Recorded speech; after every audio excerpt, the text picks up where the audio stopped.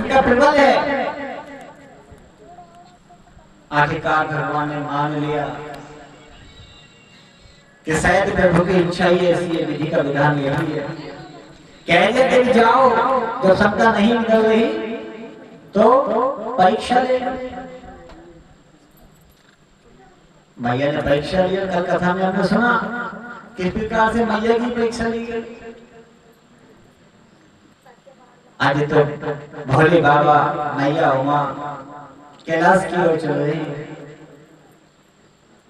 बाबा आगे आगे है, मैया पीछे पीछे है। और जहां तो बाबा कभी सामने नहीं बैठते, तो समाधि में होते, वरना कोई ना कोई चर्चा सुना रहे होते हैं। लेकिन आज बाबा चुप जा रहे हैं और मैया भी चुप। क्यों?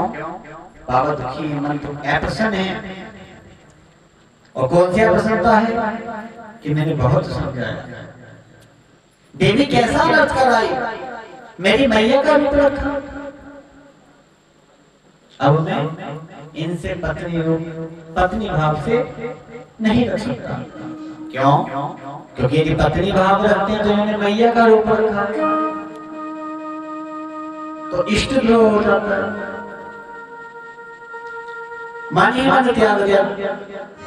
प्रत्यक्ष तो कुछ नहीं कहा, लेकिन मन ही मन भगवान ने निश्चय कर लिया कि आज से हमारा पत्नी वाला भाव विदा नहीं।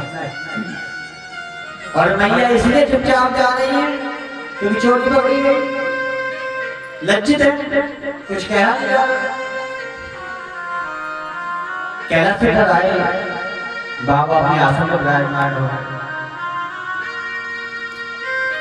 जैसे ही मैया बाबा के पास आसन पर विराजमान होने वाली थी, बाबा ने रोक लिया कि देवी अब ये स्थान आपका नहीं रहा, क्योंकि सातवां स्थान होता है पत्नी का।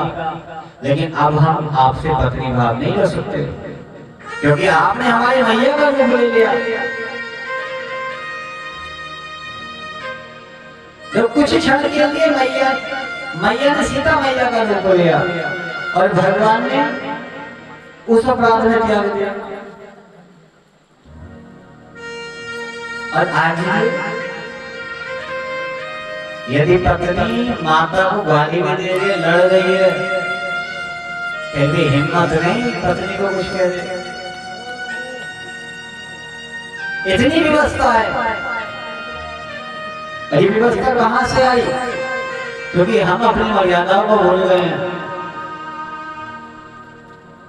हमें अपनी मर्यादाओं का भान रहे,